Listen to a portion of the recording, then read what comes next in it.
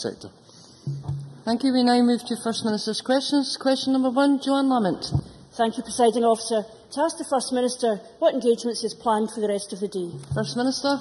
Presiding Officer, I thought the Chamber, given it's going to occupy ministers a good deal today, would like a quick update on the severe weather situation facing many of our fellow citizens. As at 10:30, there were 12 flood alerts in Scotland and a flood warning for Glenlyon in Perthshire. The catchment area of Ruckle Water has experienced heavy rain this morning, and that may lead to the river becoming bank full in Comrie. Additional flood sensors have been installed around the village, and it is hoped and believed that they will hold. Other areas which could be affected by flooding include the White Sands in Dumfries and Dalmellington in Ayrshire. The Resilience Unit has been activated for most of this week, and ministers, Scottish ministers, are attending to their job and function with their partners in protecting the people of Scotland from these severe weather conditions. Joanne Lamont. We certainly hope that ministers were doing their job. In February 2011, more than 18 months ago, the Finance Secretary, John Swinney, made an announcement on college funding that still left a cut this year. On Tuesday, Mr Swinney said he was always on top of the figures, as is his duty. He confirmed that he knew at the time that the First Minister was giving the wrong figures on colleges, despite nodding away along with the rest of the front bench. When, in the last 18 months, did John Swinney inform the First Minister that college funding was to be cut this year, and how often did he update him? First Minister. Yes, ministers will attend to their job in doing their best to protect people of Scotland from these extreme and severe weather conditions. The mistake for which I apologised last week was my mistake in terms of a briefing which I read out from, which suggested that college funding was increasing compared to last year on this, and a table which had forgotten to include the 11 million additional funding which had been devoted to the colleges last year. That was why the mistake was made. I came to the Chamber and apologised in full. Mr Russell has also come to the Chamber and apologised in full. In any other parliamentary chamber I can possibly think of, ministers or anyone else coming to a chamber and giving an apology and explanation is accepted with good grace and as the right thing to do. In this chamber, that should be the same thing to do. I have looked carefully at the mechanism which was introduced in this Parliament for all members, not just ministers, all members correcting inadvertent errors. I note that it's been used 6 times by ministers and 1 SNP member. It hasn't been used by any other member in this chamber. Is that, I wonder, because they have never made mistakes? Or is it perhaps because they have chosen not to correct the mistakes that they've made? Joanne Lamont. Well, whatever that was, it wasn't a gracious recognition of the mistake that he made. Last week I was accused of being a puppet, and it turned out there was only one puppet in here, and it was Pinocchio. Because the fact of the matter is that last week we were able to hand the First Minister the document written by his own Cabinet Secretary that proved that we were right, and despite that he chose not to be honest with us. But he didn't answer the question I asked him. Are we honestly to believe that this was not discussed at Cabinet? It cannot surely be right that levels of investment in Scotland's colleges were not discussed at Cabinet, or at least between the Finance Secretary, the First Minister and Mike Russell. Did these discussions take place? And if so, can the First Minister spell out when they took place, and if they didn't, why not? And does that explain why he got the math wrong last Thursday? First Minister. I read out the wrong figure from a briefing paper. That is the explanation. I mean, let's just examine Joanne Lamont's fantastic conspiracy theory about this. Why would I write out the wrong number from a briefing paper if I was aware of the various documents that had been presented? Why would the Education Secretary present the comprehensive information to the Education Committee if the explanation is not that I simply read out the wrong figure in a briefing paper? Can I point out the wrong figure is because we increased college funding last year and that wasn't counted in the figure in the table that I read out. And the table, incidentally, was tabled in Spice last week. I do hope that Joanne Lamont has bothered to read it. So the explanation to all of Joanne Lamont's wondering in this matter is I made a mistake by reading out the wrong figure.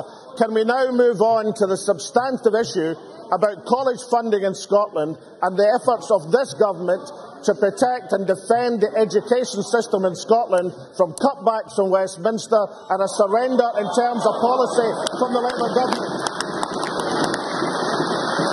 Joanne Lamont. Order. Order, Joanne Lamont. To get to the alibi when you're under pressure, First Minister. Please take responsibility for something, because the question I would ask is, when the First Minister accidentally read out the wrong figure from a briefing paper, why did his Finance Secretary and his Education Secretary, who knew that wasn't true, start nodding in agreement with him? And it's because it goes to the heart of this government, it goes to the heart of this Scottish Government's pretence of competence. Keep people in the dark, assert the opposite of the truth, and hope that no one will notice. Because the worrying thing about all of this isn't that the First Minister allegedly got one specific figure wrong. If we are to believe him, it is that he didn't know whether spending in Scotland's colleges was going up or down. Which is worse? The First Minister is so incompetent he doesn't know when spending is going up or down, or that he deliberately misled the people of Scotland and denied the impact of his choices on the workforce in the colleges and communities right across Scotland.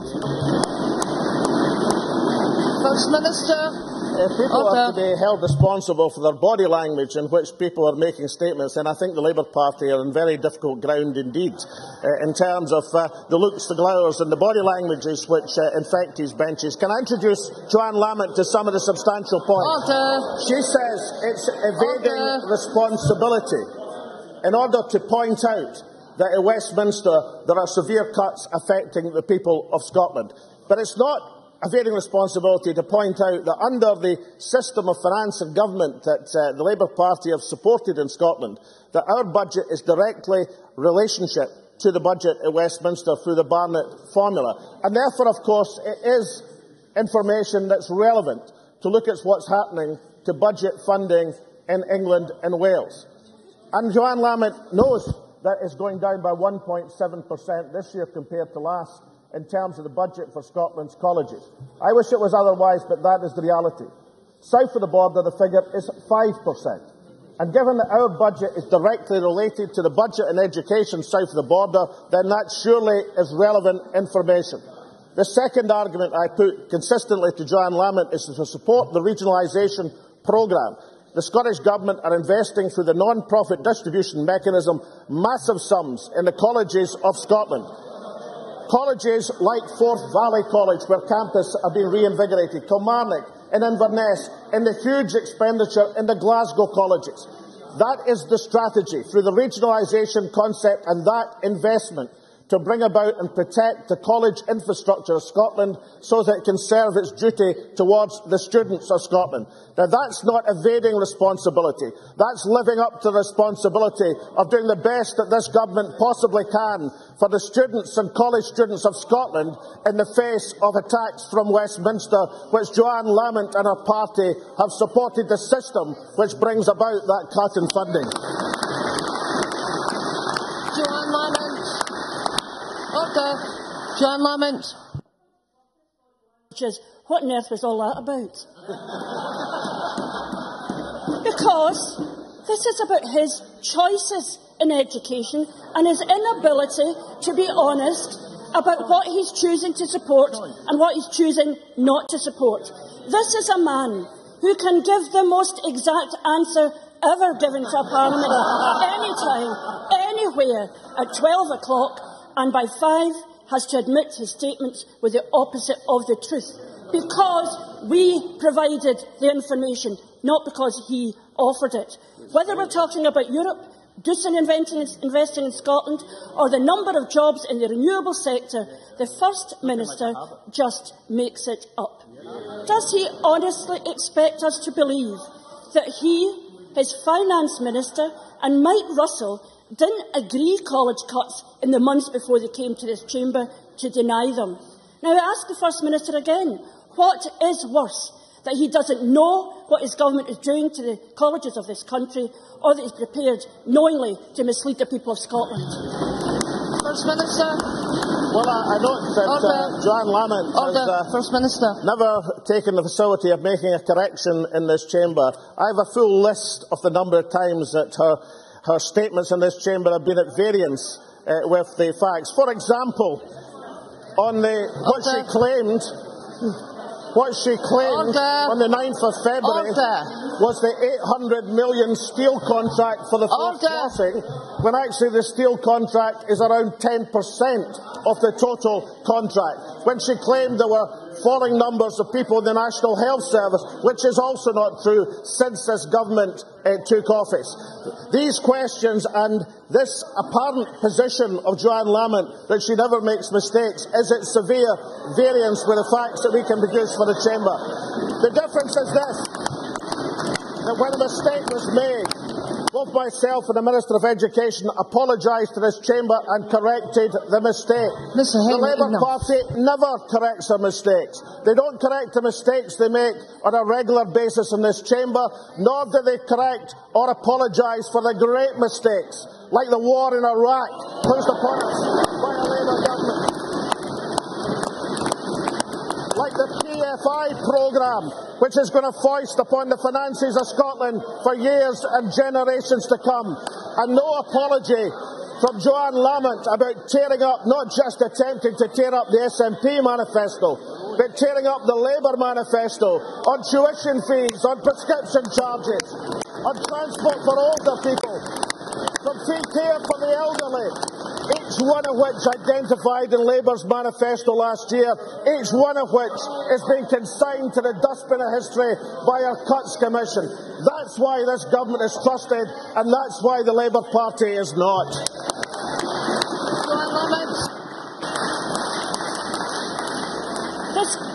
This goes to the heart of the problem with the Scottish Government. The idea that that is an answer to the question I asked is complete nonsense. I asked him what's worse, to be so incompetent that you don't know that your choices in spending are leading to cuts in colleges, or that you think you can get away with misleading people. The fact of the matter is, I have said we need to be honest, not just about what we choose to spend money on, but what are the consequences. And what you have done round us is to deny those consequences. And I ask you to reflect again on the choices you're making to cut colleges at the very time when our young people need them most. First Minister. The question is a mistake was made and apologised for. The point on the question of honesty is as Deputy Leader of the Labour Party, Joanne Lamont promised to freeze the council tax on page 69, retain the commitment to free personal care, retain the abolition of tuition fees for Scotland students on page 32, retain the concessionary travel scheme on page 64, no charges for prescriptions on page 42, and protect frontline police numbers on page 48. Every single one of these solemn Labour commitments is in the process of being sacrificed and jeopardised. That is nothing like honesty, but more importantly, it's why the Labour Party will be a long time before they get anywhere near government in Scotland as these facts become known to the people of our country. Question number 2, Ruth Davidson. Thank you, Presiding Officer. To ask the First Minister when he'll next meet the Prime Minister. Minister. No plans, near future. Ruth Davidson. I think we've all just seen in his answers to the Labour Party leader, the First Minister diminish his office today. But in one of his answers, he said that we must move on to the substantive issue of college funding and recognise his government's efforts to, I believe he said, protect and defend the college budget. So let's look at that. Last week, the First Minister repeatedly told us that the further education budget for 2012-13 was £546 million. Yet the draft budget for 2013-14 the Government says that the revenue budget for further education will be reduced to £511 million. Can he confirm that this represents a £34 million single-year cash cut? And I can tell him now that's more than 5%. First Minister. It's actually 512 billion on the figures that have been presented, according to the table I've had here,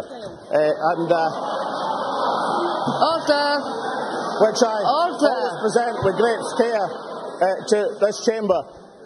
Can Ruth Davidson perhaps understand this? If you look at the decline in funding that's happening from the BIS budget to the English further education sector, then the decline is far, far greater than the decline that's happened in Scotland or is projected in Scotland.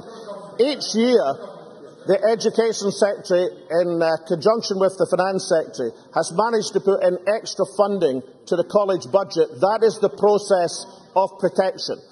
And if Ruth Davidson would care to take a glance at what's happening to our colleagues south of the border and the colleges there, then she'll see why we are protecting the colleges of Scotland. Ruth Davidson supports the position where our education budget is directly related to the education budget that's being pursued by her colleagues in England and Wales. I support the position where Scotland will have its resources in order to dictate our own priorities so that we can invest in the students of this country. As long as we are under that constraint from Westminster, yes, we'll do our best to defend the colleges and other public services in Scotland. But it ill behoves the Conservative Party, where budgets are collapsing south of the border, to come to this chamber and suggest that anything other than that protection is being pursued for the benefit of the people of Scotland. And yet, still no acknowledgement that when you're in charge of budgets in this country and your overall budget is reduced and you cut the budget of colleges over a spending review period by significantly more, 24% than your budget is reduced, that any responsibility lies with this First Minister. Now, last Thursday, at the, by my count, 5th attempt, the First Minister told this chamber that the further education budget in 2011-12 was £555 million. And the budget for 2012-13 is £446 million. £546 million, my apologies. In an earlier statement,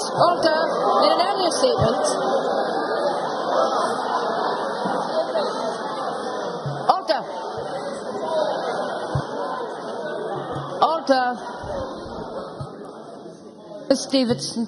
In 2011-12, he stated the budget was £555 million and that the budget for 12-13 is £546 million.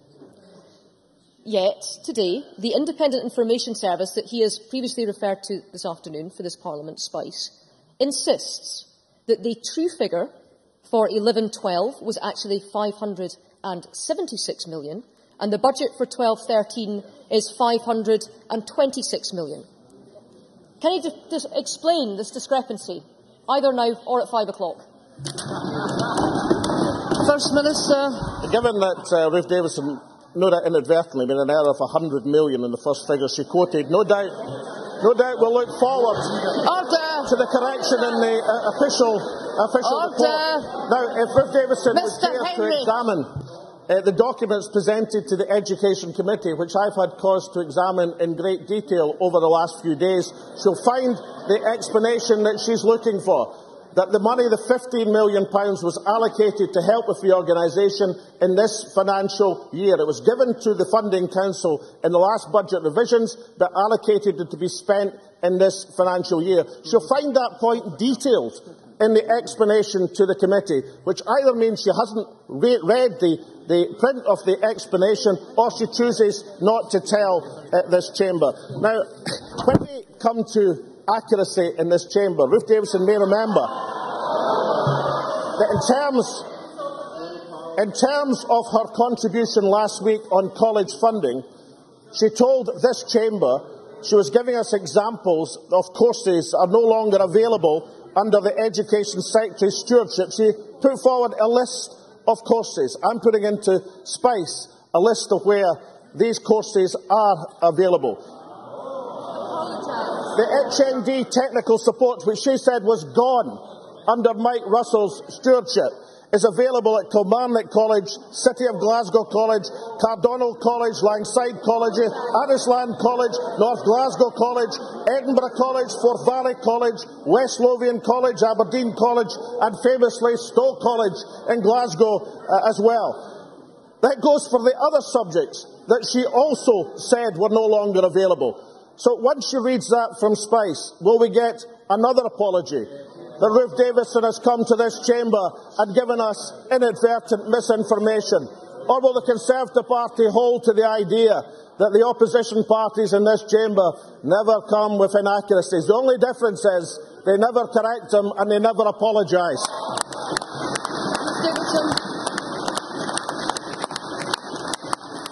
Thank you, Presiding Officer. I would be absolutely delighted to put into Spice exactly which colleges these courses have been cut from under Mike Russell. But what I would ask the First Minister, is, in that half answer he gave me, he tried to account for £15 million of discrepancy that I raised. That's the difference between the chart that was put to the committee and what is available in Spice. But he didn't mention the Skills Development Scotland money of £5 million, did he? First Minister. Which was also mentioned in stage 3 of the budget debate. But of course the 50 million discrepancy adds to a 30 million difference in the figures if it's allocated in the correct year as the documents. And I'm delighted the fact that Ruth Davidson seems to acknowledge that the 15 million figure exists, and she forgot to tell us about it in her question a few minutes ago. But can I just remind her of what she said in the chamber last week? She didn't say they weren't available in one college. She said, and I quote, "I will give a few examples of courses that are no longer available under the Education Secretary's stewardship." And then she went through the courses and said they were gone. She didn't say they were specifically no longer available in one college. She told the chamber they were no longer available. They were gone. Unfortunately for Ruth Davidson, there are students studying these courses across Scotland at the present moment. They are not gone. They are there. They exist.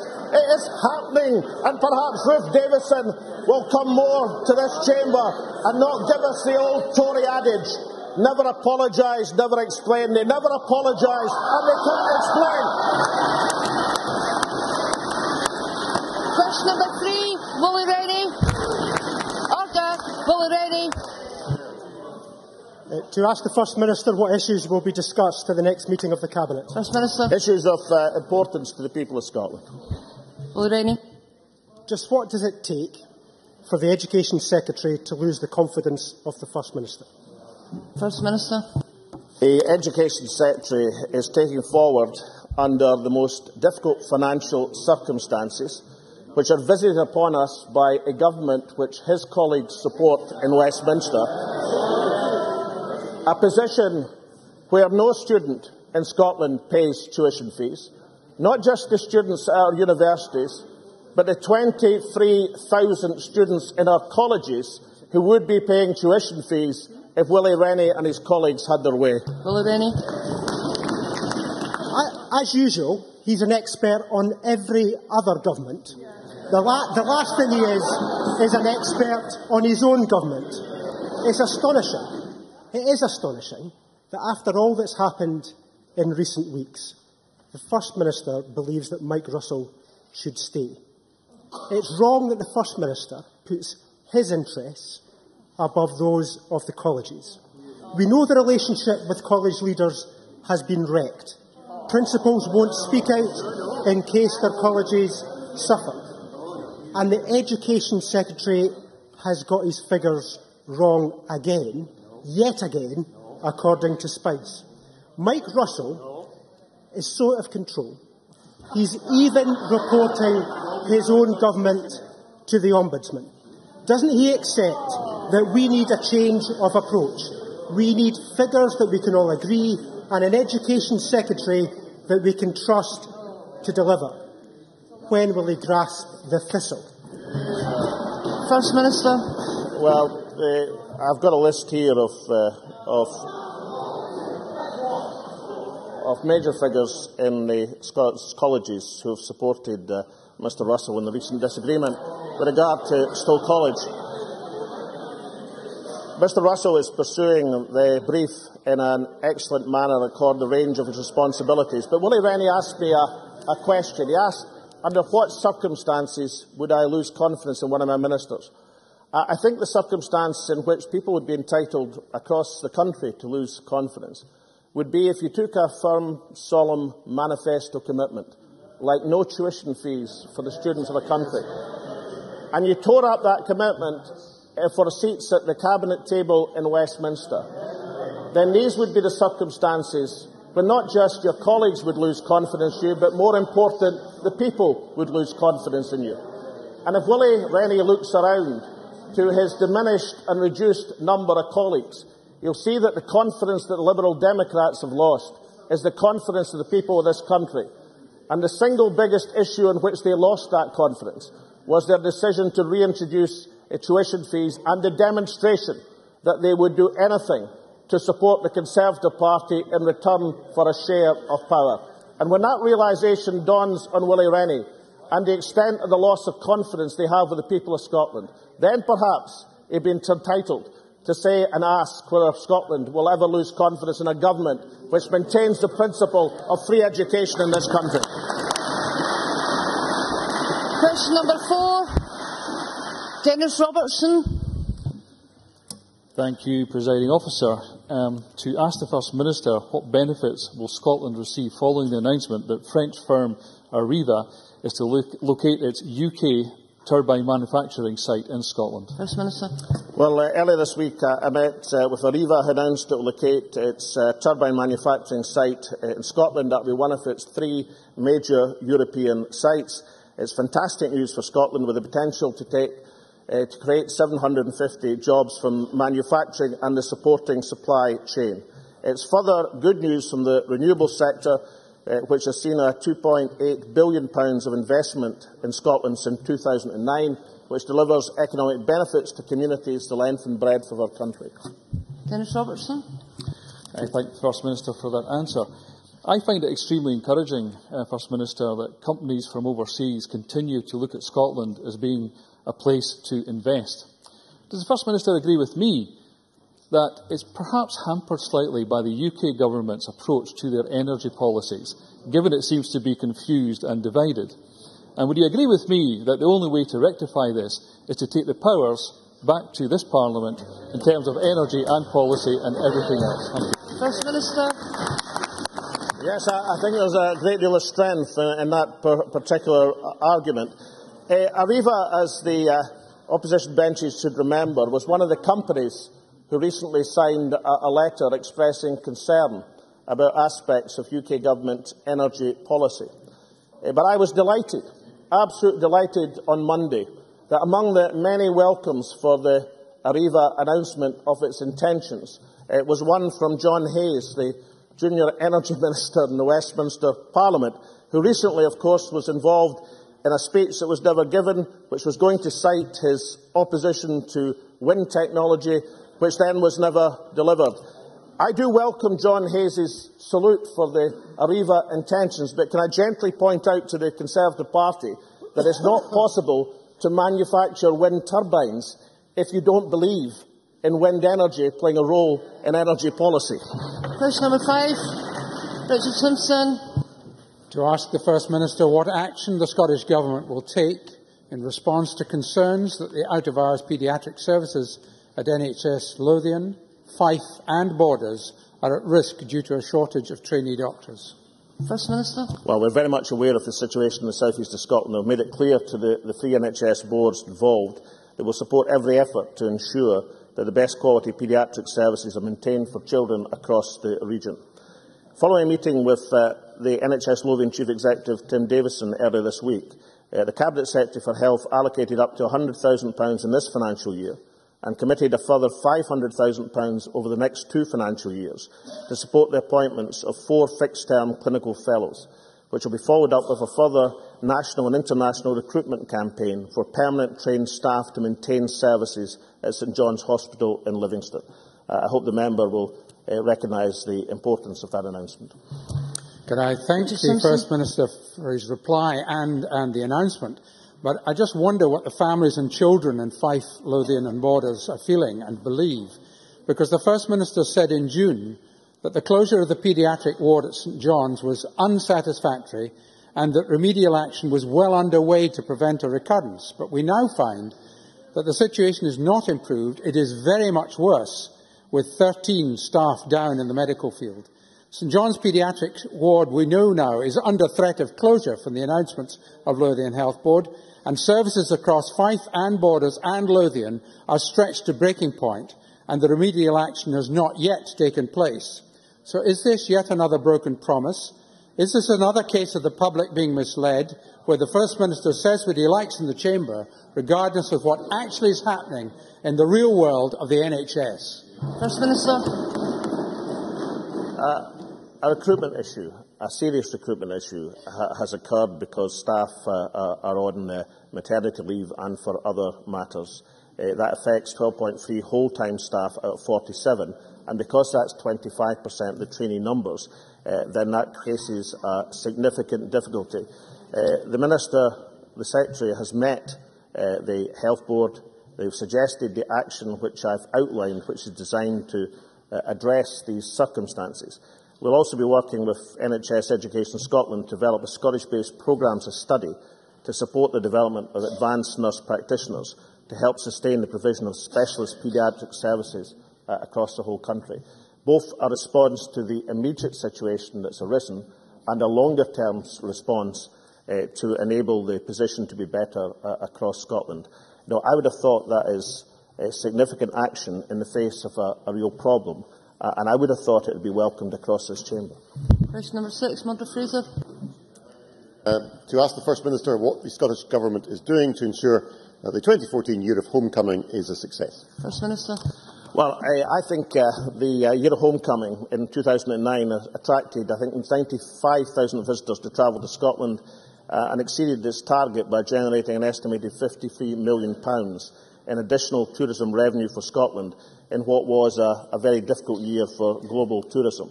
The themes for 2014 will hope to build on that success, and the organisation is ongoing. Murdo Fraser. Can I thank the First Minister for his response? You'll be aware that the Gathering 2014, to be the centrepiece of the Year of Homecoming, has been cancelled by Stirling Council for perfectly understandable reasons. He also may be aware of concerns that North American visitors are less likely to come to Scotland in June to attend an event at Bannockburn than they would be to attend a clan gathering event in July or August. How is the Scottish Government and its agencies going to ensure that we have enough attractive events in 2014 to make up for the cancellation of the gathering, so that the large number of American visitors our tourist industry is hoping for will still come here? First Minister. Well, can I direct Murdo Fraser to the President of the Council of Scottish Clan Associations, Susan McIntosh, who said, "We welcome the opportunity to work with Homecoming 2014 team to ensure that plans for the Battle of Bannockburn event are developed with a clan audience in mind."